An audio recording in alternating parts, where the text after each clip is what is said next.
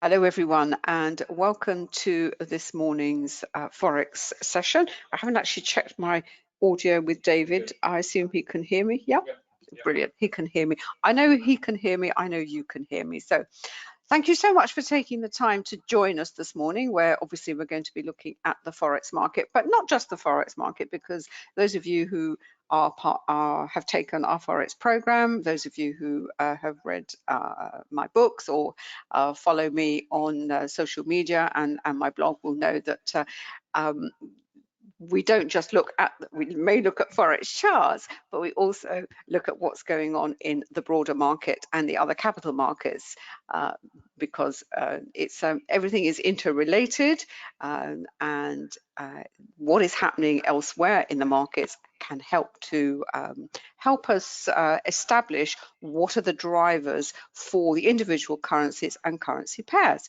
But before we start, as usual, may I just draw your attention to the disclaimer that I know you can see on your screen. As you know, trading can be a very risky business, so please don't ever think of using money that you cannot afford to lose.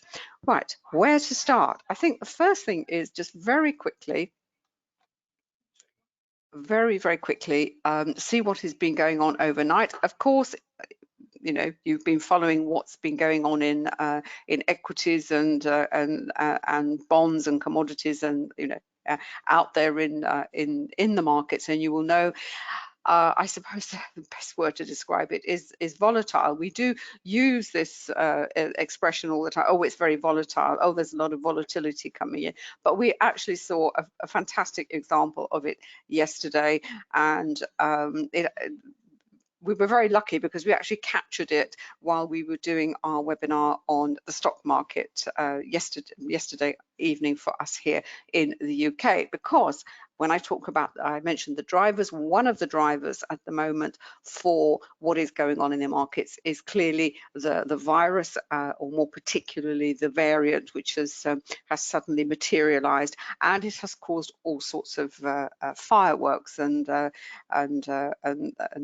upended some trends that have been going on in risk assets. I'm sure you've been reading about it in your on your news feeds. We've also written about it on my blog, so you can catch up with it there. But what we tried to explain yesterday is that the virus is one. The other kind of driver at the moment for the price action is what is going on with the Federal Reserve and the tapering and interest rates, etc., etc. Powell has now been reappointed as Fed chair, with Lael Brainard as his vice chair. So that's kind of established, and with regard to the Fed, as you know, it's the most important central bank in the world, and one where you really have to understand who's who, you know, what is their thinking, because they have they have the biggest impact on what is going on, as well as the virus. So what happened yesterday?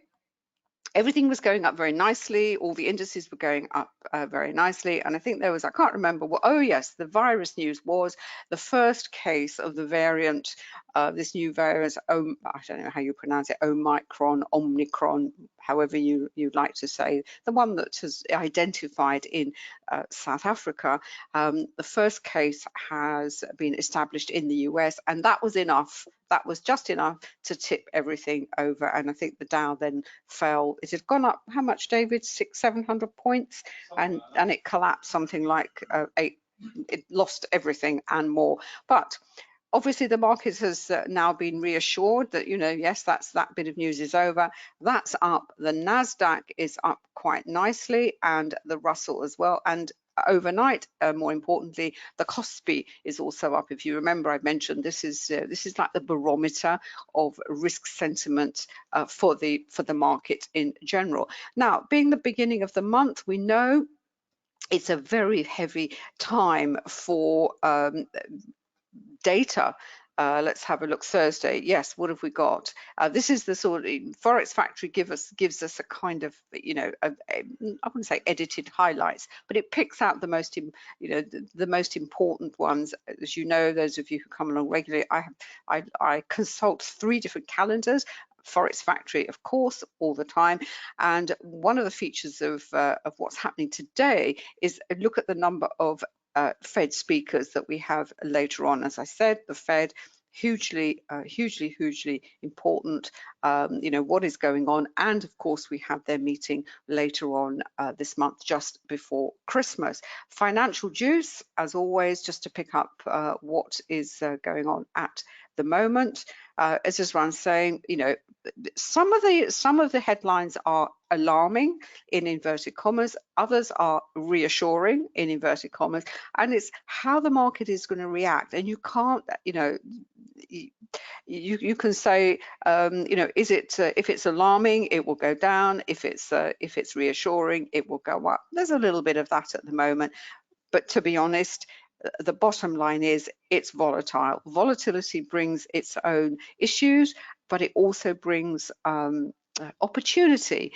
What happens is, in this kind of environment, all we can say as an intraday trader, you know, if you find yourself in a position then and you're in profit, you know, look to get out sooner rather than later. Don't, you know, don't try and sort of squeeze it to the last pip, as it were. Those of you who have our indicators from quantumtrading.com will know if you've got the volatility indicator, use it. This is what it's been designed for. It's been designed for particularly this kind of environment. If it's triggered, one of two things is going to happen. Well, the first thing is the price will retrace into the spread of the candle, and it will either congest or it will reverse. And if you're in profit and it triggers, do you know what?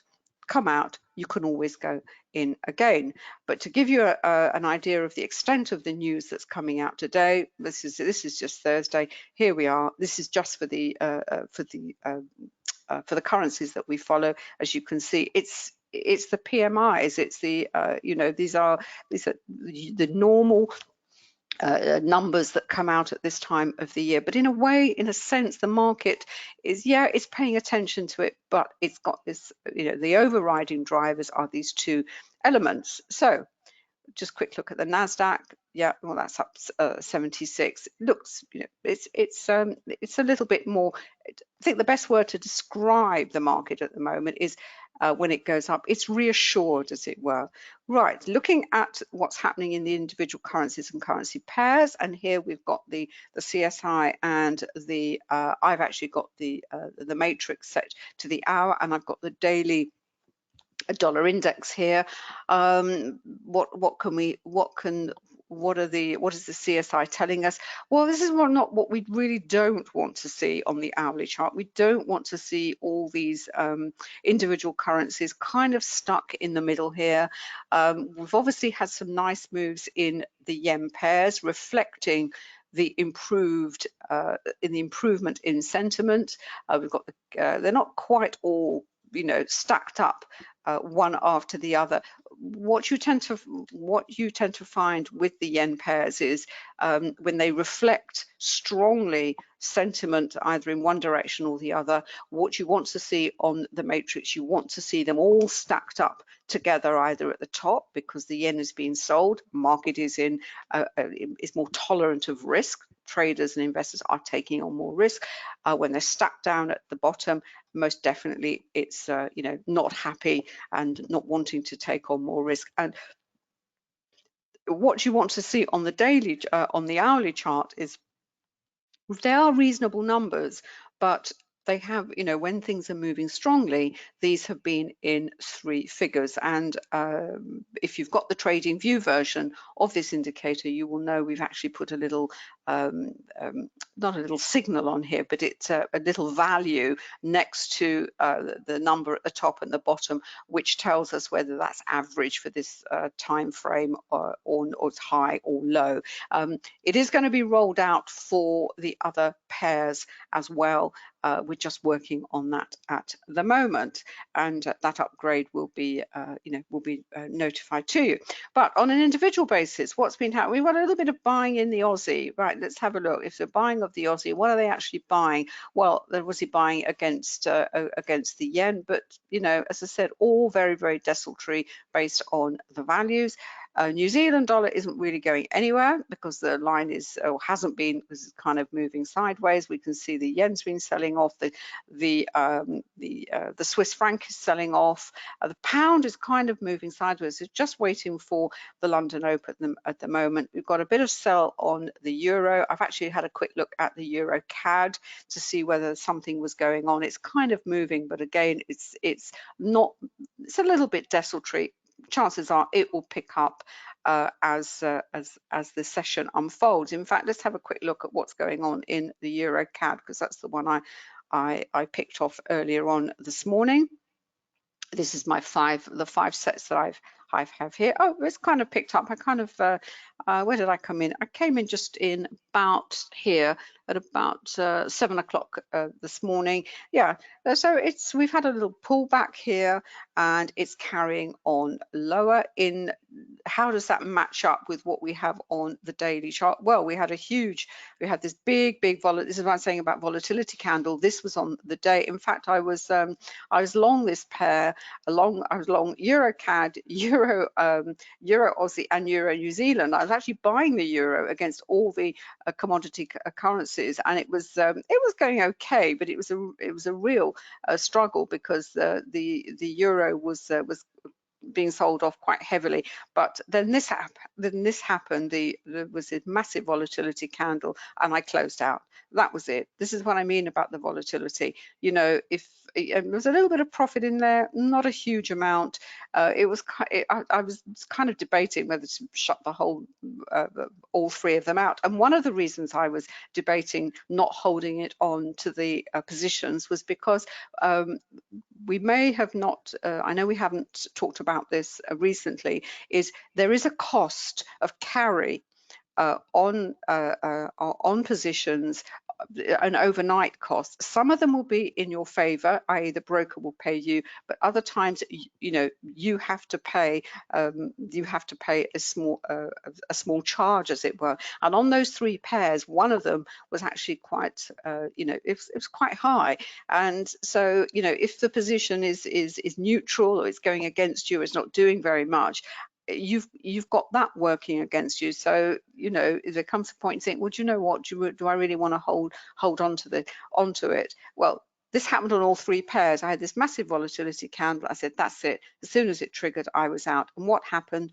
Exactly as I said, price went straight back into the spread of the candle. It kind of moved sideways a bit. It's trying to break away from the top of the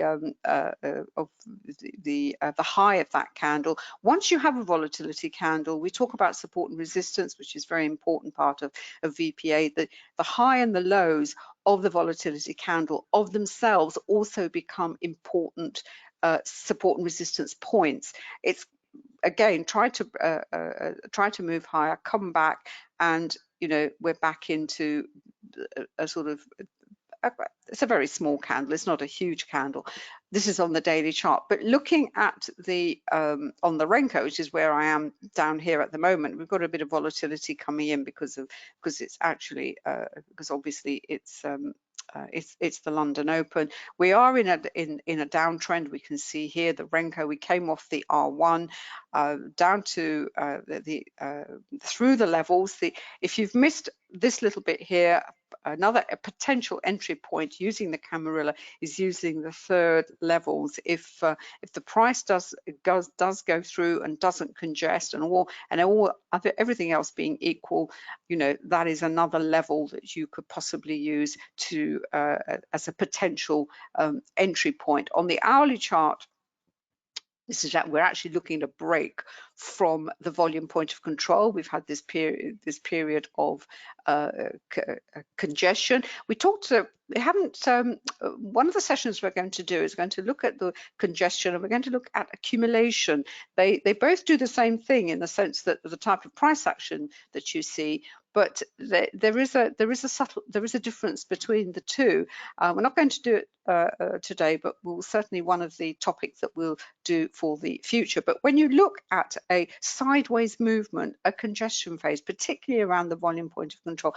When it's above, it's actually very supportive. But what you then have to look at is, well, what are the actual candles telling you in this congestion phase? You can see here they've all got wicks to the top, mostly to the tops of the candles. Then you look at the volume underneath it as well, and you think, especially the up candles, so you can see there've been efforts to rise, push, pull back, efforts to rise, pull back, plus you have got price resistance based on the Camarilla. So it's a kind of saying, well, being patient and waiting until, you know, we do have that break. And I know you can't see it very well here, but we also had, and it's also what we want to see, it is accompanied with rising volume. There's quite a lot of volume under this down candle here. It's a little bit compressed, which, you know, what you want to see is you want, you know, falling a falling price action, widening spreads, and rising volume. When you get this compression and with a lot of volume underneath it, that also tells you that there is buying in under that candle. Whether it's enough to reverse it, we then go and have a look at see what is happening on the faster time frames, because the levels, the Camarilla levels, and obviously the price-based support and resistance levels on the hourly charts, they're different on the faster timeframes. And in fact, we are seeing that little bit of seeing a little bit of a reversal here going on, and it coincides with the London session. And actually, what I couldn't see on the chart expanded, that is actually, it's not a doji. There is buying under here. I couldn't see the wick to the bottom of that candle, so I was right. All I could see was the body of the candle, which looked very compressed compared to the previous one, but actually it does have a wick to the bottom, confirming, you know, what I said before. So we look as though we have a reversal. Whether that is a tradable reversal depends pretty much on what you're looking for. If you are an out-and-out scalper and you are literally working, you know, happy to take a very small number of pips because you're in and out all the time, that may be sufficient for you. Otherwise, really have to wait and see whether this is just a pullback in this trend lower. And we turn back and we go to the lower time for the faster time frames, and we see, you know, where is this little bit of where is this pullback, where is this reversal going to? Well, as I mentioned earlier, the third level, the S3s, the S4s on the Camarilla are hugely important. The S3 more than the S4. If it's going to go, this is where it's going to. This is where your projection is. Is that enough for you? I can't make that decision for you because I don't know how long you want to stay in a position. Or some traders would say, right, well, there is a reversal. They're not in here at the moment. They would look at the S3 and they think, well, if it doesn't go through there, it is only a reversal. I still think this is overall bearish. I'm going to use that as an opportunity to, you know, the price is actually going to reverse from there. Do you take it straight off the S3? Is it going to congest? Or maybe you say, well, in fact, if you look at the price here, it's actually trading between the S4 and the S3, the two most important levels of the Camarillas. Quite a lot of volume coming in, which is what you expect in the London session. I mentioned earlier that you know, the way on the hourly chart with all the lines all stuck in the middle, which is really what you know, we want to see some nice divergences, you know, some strong moves in one direction or the other. And one of the ways you can gauge, there's two ways you can gauge what is going on in terms of momentum and strength, if you like, of any move. And that is obviously using the Renko, but the Renko isn't time-based. And you know, the time that it has taken for this pair to move from here to here has been a matter of 3 or 4 minutes. The time is taken to move from, you know, almost the equivalent number of pips, if you like, has been almost 20 minutes, because Renko doesn't have time. It is purely based on the, you know, one of these little bricks, one of these little candles will not complete until a set number of pips goes through the market. This is set at 3.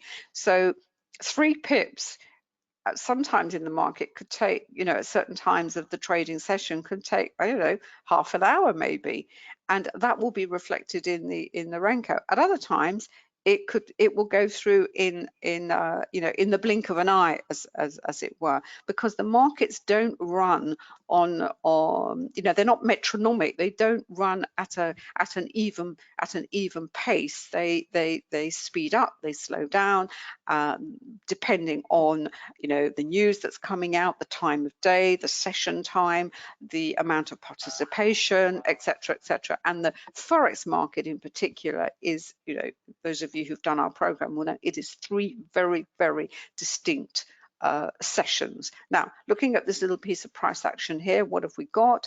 We've stopped at the S3, and at the same time on the 15-minute chart, we've actually triggered a volatility candle. So that's saying, you know, if that was enough for you as a trader, and in fact we knew they were likely to get a reversal simply from the price action and the volume. You know, when I said about compressed candles with lots of volume underneath it, we also have the support, volume support based off the volume point of control. We're at the S4, we then got a pivot, we then had the buying coming in, and, you know, as I said, for some traders, this little bit of price action might be enough.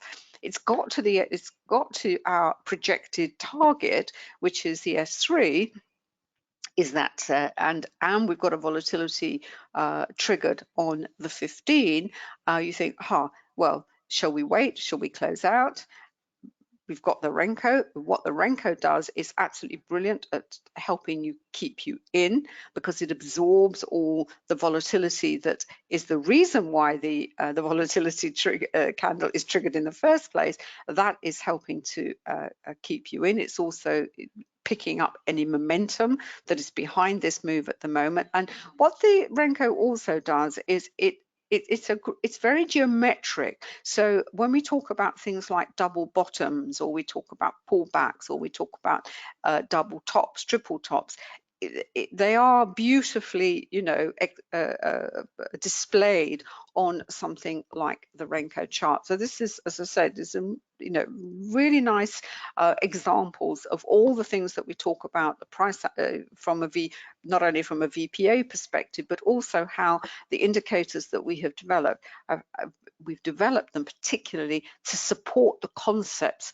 of volume price analysis. And very, very quickly, as you know, because I really want to go to Ninja Trader, because talking about how we can see the momentum and activity behind the price action that is going on. Just very quickly, before we do that, can I just because I talk about the indicators, and I know we don't introduce them at the beginning of the session. People say, well, you know, where can I discover more about them? You will find all the details at quantumtrading.com, and you know, there's MT4, Ninja, TradingView, and TradeStation, and we will be working on other platforms as well. This is my site when I said about the blog post, and you can find details about the books. There are books on Amazon which explain these concepts in more detail. This is at Amazon.com. It's got all the reviews, etc., etc. And I mentioned the actual education program. That is at quantumtradingeducation.com. Right, so that's that little bit there. Let's move that. Let's see what happens here.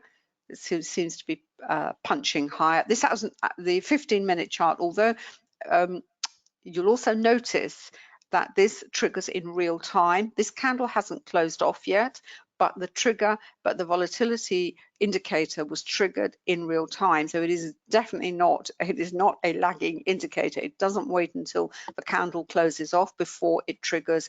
As soon as the indicator picks up that the price action on this particular time frame is outside of the true range for this time frame, you will get these little purple arrows trigger. So you will know immediately, aha.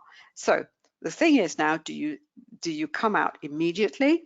Do you sit until the candle actually closes off. We don't know whether that is going to go to the top of this, either the high of the candle, or it's actually going to be sell off.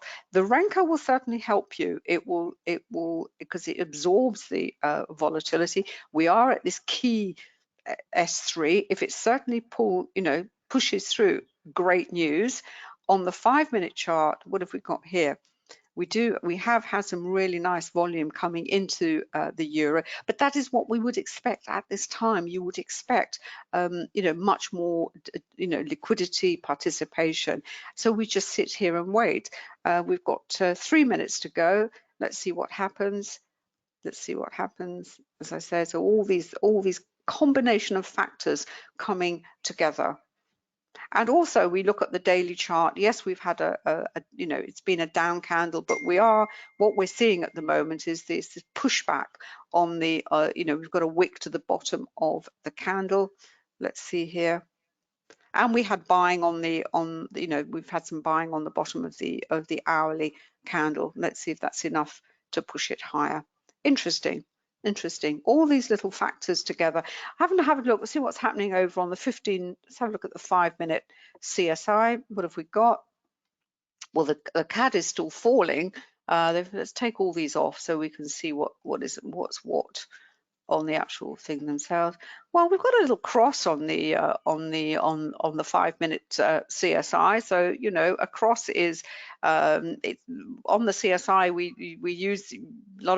We use them as reversals where we've had divergence and we've had overbought and oversold. But the cross also is an important point in the travel of the individual currencies, because if you've missed the actual reversal at times, or more often than not, when they kind of cross, you think, well, you have missed all that move, down here and here, but there's no guarantee in trading, and it's never perfect. So looking at a cross as a possible alert for currency pairs is actually a really nice way to to pick up potential trades. It's just another way of using the CSI. Where are we on the euros? Here we are. Well, the euro's been bought quite strongly. Actually, the euro CAD is the one that's moving. This is on the 5-minute chart, looking at the ranking of the pairs. So that's moving quite nicely. Let's have a look at euro Aussie. It's just a really nice way of being able to look at without having to go to the actual individual charts themselves. But it's very interesting that this is doing exactly what I said it would do around the S3, as I said, with the trigger of the volatility candle. They've just got 1 minute. I'm just going to hold on for 1 minute, hold off while we watch what is going on before I go over to NinjaTrader, because I want to have a look at what cable is doing at the moment. In fact, talking about CAD, yes, funnily enough, looking at the other pairs that, because obviously the Canadian is being sold off quite aggressively, and with one of my pound pairs, we've got the pound CAD up there as well. Let's take that off for a minute.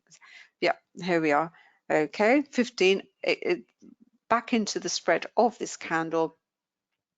Looks as though it's all kind of slowing down, as we can see here. We had a little, this didn't take, as I said, this didn't take very long to move these pips up to the S3, but as you can see here on the Renko, it's getting a little bit labored now because that's at the S3. So let's just leave that for a second. Just want to go over to the Renko, because this is another way, we have another indicator to help us to give us a view, if you like, inside the activity, the level of activity behind anything, currency pairs, stocks, or whatever, and that is the tick speedometer.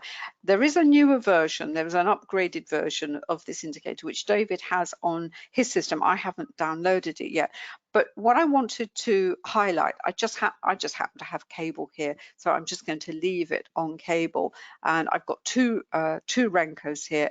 Renko works slightly differently on NinjaTrader, and I will leave David to explain that. Right, I've got the 1 minute chart and I've got the 3. I'm just going to pull up the 3 minute chart here. And what I wanted to show you was the tick speed, and what it does, it picks up the tick activity, and so when you're in a trade and you're not sure, and the price, the price, as I said, slows down, speeds up. And this is reflected in here. So when you have these green periods, which obviously we've had here, I mean, 8 o'clock, we've had you've had an increase in volume anyway. You would expect it to go green, but what's interesting, and there have been periodically, you have these little bursts, as we can see here. Then it slows down, it goes to orange, and then it goes red. Nothing much happens. It pretty much reflects, as I said, the how price action ebbs and flows, if you like, from speeds up, slows down, speeds up, slows down. But what is interesting is at the London Open, as I said, we've had this initial burst. Obviously, volume has picked up, which is what we would expect, but it's kind of immediately kind of gone, oof, and that and that's kind of reflecting what the CSI was picking up. There's not really, it's like the market hasn't really got its going very much at the moment. I guarantee you it will, and it will fairly soon. So fear not. There is lots of volatility coming into forex. It's just not quite here at the moment. But this is what the tick speedometer does, and we just use it to, as I said, to give us this sense of how fast or otherwise the market is actually moving. And it's particularly useful if you are in a trade and you suddenly see, you've had a burst, you've got into a trade, it's moving along, it seems to be moving along quite nicely, and suddenly it stops and you think, oh my goodness, because the worst is actually holding on to a position. But by looking at it, and you think, yeah, okay, everybody's kind of taking a breather at the moment, let's wait and see what happens. It doesn't mean to say the price doesn't move when it is in red, but what is interesting is to look at in these periods is if there's not much, if there's not a lot of noise in the market, is the volume going to follow as well? And price will keep going, because it will be marked up, it will be, there's all sorts of things going on in the background, but it's just another kind of saying, that's interesting, how far is that likely to go? And then you simply follow the principles that I outlined on the euro CAD. You work it in exactly the same way. Sorry, some of my indicators hadn't quite all loaded up. And as we can see here, all the other principles apply: support and resistance, the price action, chart patterns, candle patterns, etc. Right, I'm just going to go quickly back to EuroCAD and see what. Yeah. Fantastic. I'm always so delighted when I say something and then I say, yep, this is what's going to happen. I mean, I'm not infallible. I'm not the Pope. On my day, I'm not the Pope. But generally speaking, when David and I say things, based on our VPA methodology, and we know how good these indicators are, and we know, not just because we use them, because of the literally thousands of traders out there who now use either just indicators on their own or in a combination of VPA. It just makes, to be honest, it just makes trading, it's such a pleasure, and it just takes away the emotional stress, if you like, if you can, if you can project what is likely the probability of something happening, well, that, as I said, it just makes life an awful lot more comfortable. Right, I think I'll leave the EuroCAD for now. May I pass over to you, darling? Is that okay? Right, I'm just going to pass over to David. If you've got any questions, please just pop them into the chat box. We're more than happy to answer them for you.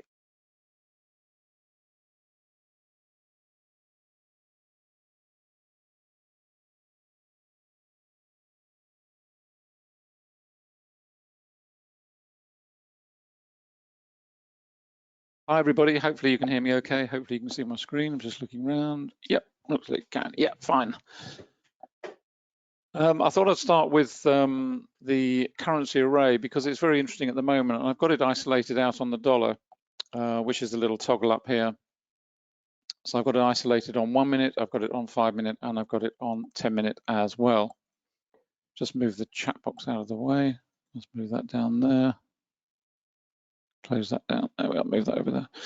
And the reason I've done that is because it's been interesting this morning, particularly with regard to cable. In fact, let me start with that. It's probably easier if I show you this.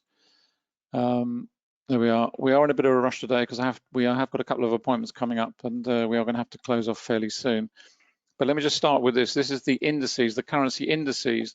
I've got the pound up at the top left, all on the same time frame on 5 minute. This is the yen, bottom left is the pound, bottom left is the dollar, and bottom right is the euro. And the reason I just wanted to start with this is because what's been going on this morning is very much the pound and the dollar have very much been following one another around. So in terms of a trading opportunity, it certainly wouldn't be one that would be of great interest, because what you were looking for is divergence. We're looking for one currency moving strongly higher, the other moving strongly lower, or vice versa, whichever way you look at it. Just move that out of the way. So in terms of cable, what we've been seeing is very much sideways price action. Now, the other reason I've isolated out the dollar is really to show you on the currency array how the array reacts and what it actually reveals. When Anna was talking 5, 10, 15 minutes ago, what we had is we had the New Zealand dollar, the dollar CAD, sorry, not the New Zealand dollar, the dollar CAD and the dollar Swiss were right up at the top. In other words, there was pretty strong buying of the dollar, and that was obviously reflected in the fact that we had down the bottom here, we had New Zealand dollar, euro dollar, and pound dollar. They were sort of down here. And what you see with the array is you see this sweeping effect. What we're witnessing now is, in terms of selling of the dollar, you will start to see, if this continues, you will start to see, obviously, where the dollar is the counter pair, like the New Zealand dollar, you want to see that steadily marching north. You want to see that reflected in the pound. You want to see the Aussie joining them as well, and also the euro. And in addition to that, what you will see at the same time is you will start to see the dollar yen and the dollar Swiss and the dollar CAD, where the dollar is the primary currency. They will start to sweep lower. And you get this wonderful visual picture of the flow of sentiment towards any particular currency that you isolate out, and it sweeps back and forth as we go. And obviously in the slower time frames, on the 5 minute, we've still got this reflection of what was the original buying of the dollar reflected in dollar Swiss and dollar yen. And you had that reflected down here in terms of the dollar as the counter currency. But ultimately, if this trend of, and I'm just watching it over on the right-hand side, this trend of selling of the dollar is going to strengthen, then what you will see ultimately is these two pairs will sweep down here, and all these pairs will start to sweep up this way. And the other important point about the currency array, where it differs so markedly from the currency matrix, which I've got in another workspace over here, is that the currency matrix works very close to the price action. And you can think of it in exactly the same way as the trends and the trend monitor. So you have two indicators. So what you see on, and the reason for that is because of the look back period. The look back period on the currency matrix is very short. On the currency array, it's much longer.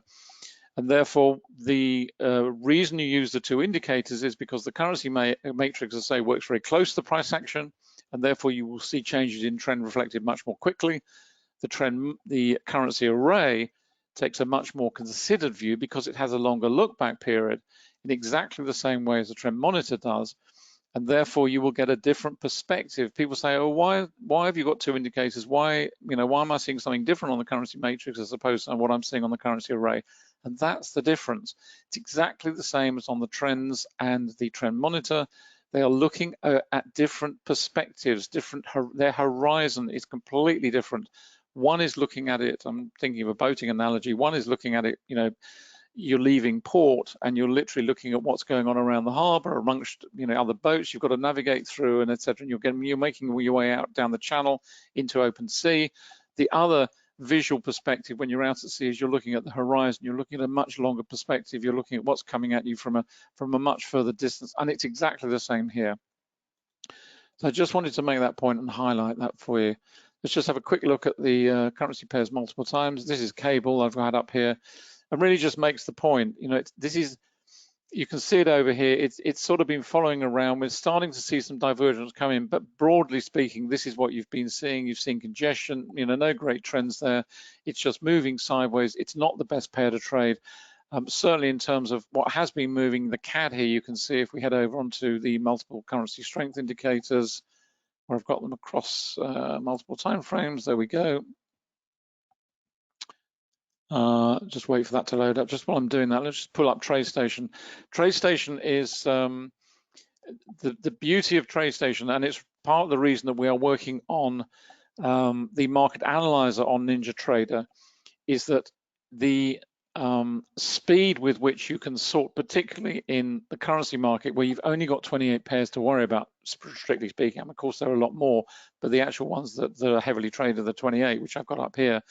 But when you have something like this, it is so easy to flick through very quickly.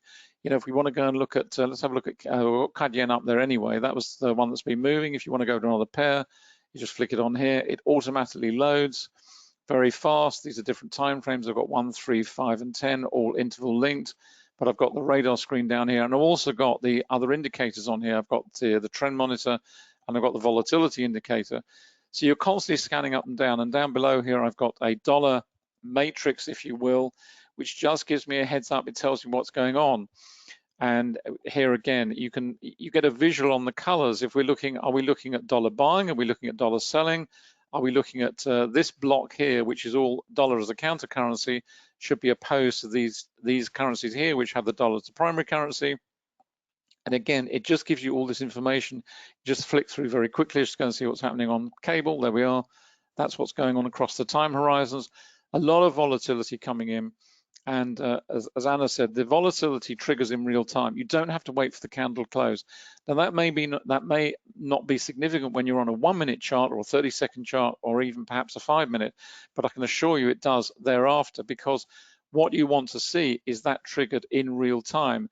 The trigger appears before the candle closes, in other words. So on a 1 minute, maybe it's not that significant, but certainly as you go down to slower time frames, it's hugely significant, because you get that information early. It gives you the information to as Anna said, close out. 99 times out of 100, if I've got profit in a position, I will close out. It's as simple as that, because I don't want to sit through, certainly don't want to sit through a reversal, and I'm not interested in sitting through congestion either. So it's a terrific, I mean, it's $57. It's just ridiculous. It gets you out of so many problems. This is on the Swiss yen. You can see there we had one 7 bars ago. That was on, where are we? We're on 5 minute there, so we're down here. So that was the candle there. That was the volatility trigger. It just gives you that instant information, and it's so quick doing all this analysis. And as I say, that's why we're creating, we are developing all the indicators to work on Market Analyzer. We're currently working in Ninja 8, and we'll also be doing that on Ninja 7. Just finally, just to wrap up, because we are going to have to run. That's where we are. As you can see, that was the dollar. It had that little sell-off. You know, it looks as though it's not going to continue. It's just moving sideways. And this is what's going on in terms of pound. You know, it's back and forth, back and forth, back and forth. There's really no direction there. So it's really looking for, searching out the other pairs which are really going to deliver on the day for you or in your time frames. Very quickly, I know Anna's mentioned it. That's Anna's site, annacooling.com, where you'll find all the books. This is the funded Forex program and the complete Forex trading program all in one. We bolted in the funded program, which is our money. You get to trade our money, not your money, and you trade up to $2 million. You start at a level we call the evaluation stage, which is $5,000, $10,000 or $15,000 account, and you then work your way up in multiples. And when you achieve a target, we multiply that by 4 to get you to the next level. So you then become a portfolio manager, and then ultimately it doubles thereafter. So if you start on 15,000, you go to 60,000, 120, 240, 480, right the way through. That's the complete Forex program. It is literally that. It covers everything you need to know to trade this market with confidence. I know we've got some of our students here this morning, which is great to see you. It's a massive program, something like 450 lessons, and I think 250 hours plus of video in there. It's huge, but at the end of it, you will understand and be able to trade this market with confidence. It's also backed up with a VPA room there, which where you can ask questions, also talk to your fellow traders, tell them what you're doing, and we're in there at any time to answer any questions as well. Finally, that's where the indicators are, over at quantumtrading.com. As I say, we're working on NinjaTrader at the moment. Possibly the next platform will be multi-charts, not sure at the moment, but that's not going to be happening for a little while because we are fully involved in NinjaTrader right now. If you have all the indicators, the full package, you'll get all the updates free of charge. That's just the way we work, we all have done. And if you've bought one or more indicators from us in the past, doesn't matter when, but it was 5 years ago or 10 years ago, we have you on the system and we'll give you a full credit if you want to upgrade to anything or indeed move up onto the Forex trading program. And the reason we bolted the funded program in was purely for one reason, really, to give our students the opportunity to leverage that knowledge once they've been through the program. They then have the opportunity to trade and learn how to trade much larger sums of money, but within the confines of a very conservative risk and money management framework. As you would expect, it's our money, so we don't want you losing a lot of it, but clearly we've developed the rules to accommodate that, and it's very conservative. We lay that all out for you, what you can and can't trade. When you start, it's on the 28 spot market, but as you move up, we add in the indices and also gold on the next level. So that's it. We're going to have to run. Thank you very much indeed for coming along today. I hope you've enjoyed it. We will be back next week. So enjoy the rest of the trading week and the weekend ahead. Stay safe and look forward to seeing you again soon. Bye for now.